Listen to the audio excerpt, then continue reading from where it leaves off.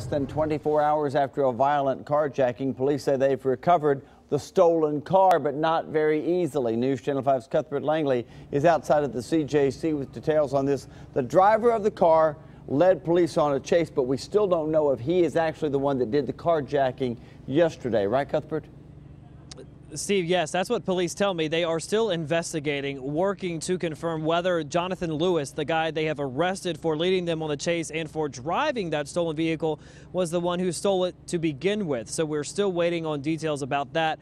Early this morning, though, police say they spotted Lewis driving the stolen car. It had a headlight out, so an officer tried to pull him over, but he didn't stop. He led them on a chase down I-40. But once he got off on Broadway, police pulled the chase back because they obviously didn't want to go down a crowded downtown Nashville at the time. So they waited a little bit. They followed him, and then right around 3rd Avenue and Gay Street, they pulled him over and arrested him. He has been charged with evading arrest and theft of property for driving that stolen vehicle. But they are still working to confirm whether he is the suspect in this carjacking that happened here at the SunTrust on Jefferson Street early yesterday morning. The victim there says he was just in the parking lot when the man came up, pointed a gun at him, forced him out of his car.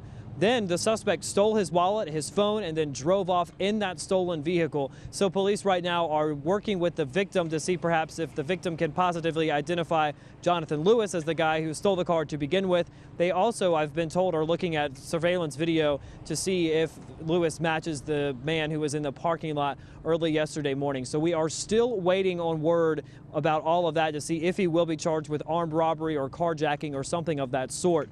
He is in jail right now, though. Just in relation to this morning's charges, his bond has been set at more than $70,000. So as soon as we do get any updates on possible more charges, we'll be sure to update you on air and online at newschannel5.com. For now, we're live here at the Metro Jail. I'm Cuthbert Langley, News Channel 5 HD. Cuthbert, thanks for the update on that. More breaking news to tell you about. A woman rushed to the hospital after being shot in front of her 3-year-old child. The boyfriend is now facing charges. Police say Richard Clark pulled the trigger during an argument on Lenore Street last night. Well, the woman was hit in the stomach, but should be all right. The child was not hurt. We're told it began because the victim kept putting her feet on the dashboard of his car. He did not like that at all. A man is recovering after a drive-by shooting in Madison. An officer stopped on East Palestine Avenue after hearing gunfire around 10 o'clock. That's when he saw the suspects speeding off and found the victim, who'd been hit in the shoulder. He's expected to be okay, but has not provided investigators with any details about what led to the shooting. The Amber Alert for a 14-year-old East Tennessee girl issued last month has now been canceled. Haley Wilson was located in Virginia. The 14-year-old went missing in late June after striking up a relationship in an online chat room with known sex offender Benjamin Shook. Police say Wilson took her family's Ford Explorer to pick up the 41-year-old Shook back on June 22nd in Sturgeonsville in East Tennessee. Both Wilson and Shook have been taken to the Smith County Sheriff's Office. More details will be released later today. Cleanup continues this morning after a train derailment caused a major mess in Berry Hill. Police say 4 train cars flipped off the tracks near Berry Road around 7:30 last night. That's near the Goodwill store and the Melrose Post Office. Fortunately, there were not any injuries, and we're told the cars weren't carrying anything hazardous. The roads were shut down for several hours while investigators tried to figure out what happened.